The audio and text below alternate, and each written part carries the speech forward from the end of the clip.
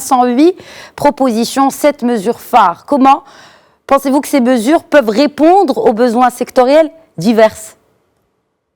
Ces mesures, donc il y a eu 7 mesures phares qu'on a présentées, et il y a eu 508 mesures qui sont venues de différentes fédérations et de différentes régions. Donc nous avons articulé ces mesures autour de la première mesure, c'est la gestion de la masse salariale.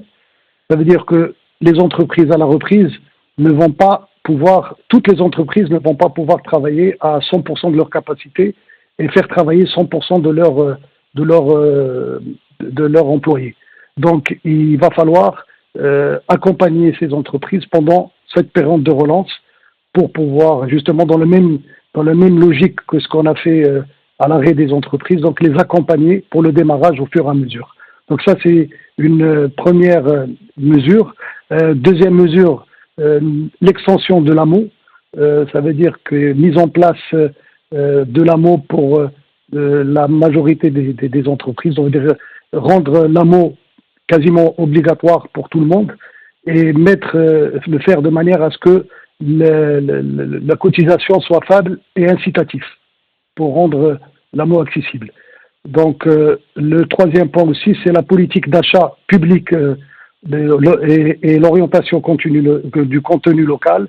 Ça veut dire le Made in Morocco, encourager la consommation des produits marocains et l'encourager à travers les droits de douane quand c'est possible, parce qu'il y a des accords qu'on ne peut pas augmenter les droits de douane comme on veut, mais mettre en place des droits de douane, mettre en place des TVA différenciés pour favoriser la production locale et aussi faire face à l'informel. Donc les produits qui sont concurrencés par l'informel, baisser la TVA pour leur permettre d'être beaucoup plus compétitifs. Le maintien aussi des investissements et des achats publics, ça veut dire la commande publique qui représente, à mon avis, 70 milliards de dirhams par an. Donc il faut maintenir la commande publique pour que la demande au niveau et la consommation locale soient maintenues. Les dettes à long terme, c'est ce qui a été adopté hier au niveau du CVE. Ça veut dire la dette à long terme sur 7 ans, avec 2 ans de moratoire sur les intérêts et sur le principal, donc et limité à 4% maximum de taux d'intérêt.